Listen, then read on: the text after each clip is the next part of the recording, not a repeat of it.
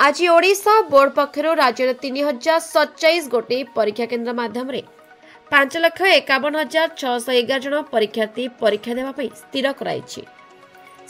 विभिन्न व्यक्ति विशेष परीक्षार्थी मानकर शुभमना शुभेच्छा एवं शुभकामना जणाइछन्ते।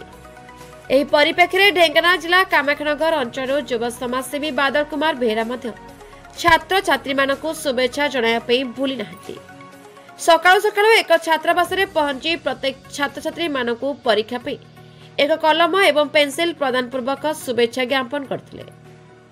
श्री बेहेरा केवल जे एबे ताहा नुहे, महामारी कोविड समय जेतेबे भयरे लोक माने घर पदाकू बाहरिबाकू भय करथिले, से समय निज जीवन को खातिर न करी लोक मानकू विभिन्न साहाय्य सहयोग करी चर्चा रहिथिले। ए संपर्क में श्री बेहेरा कहती लोक मानक सेवारे तांको आत्मसंतोष मिले एवं मानव सेवा ही माधव सेवा, यह से निजर जीवन व्रत बोली भावती।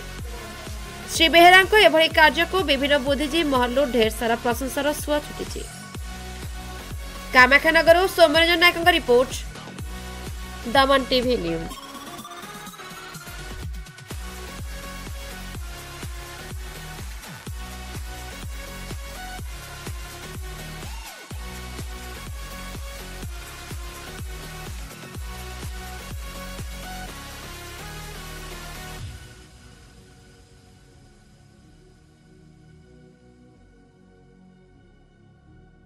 हमारे हाई स्कूल मो ना अनुश्री पाणी, मुझे गार्डियन। मो पिला Jidamali high school Raghunath high school पाठ पढ़ुची।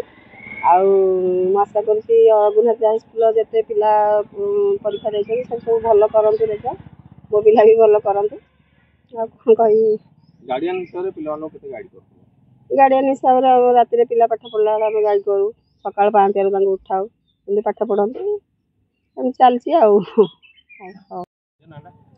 मो ना ज्योतिर्मय नायक, मु रघुनाथ हाई स्कूल 10वीं श्रेणी छात्री। बहुत उत्साहित अच्छु 10th एग्जाम देवाई। सब अपेक्षार आज अंत घटुची, देखा जाऊ रिजल्ट कौन हम।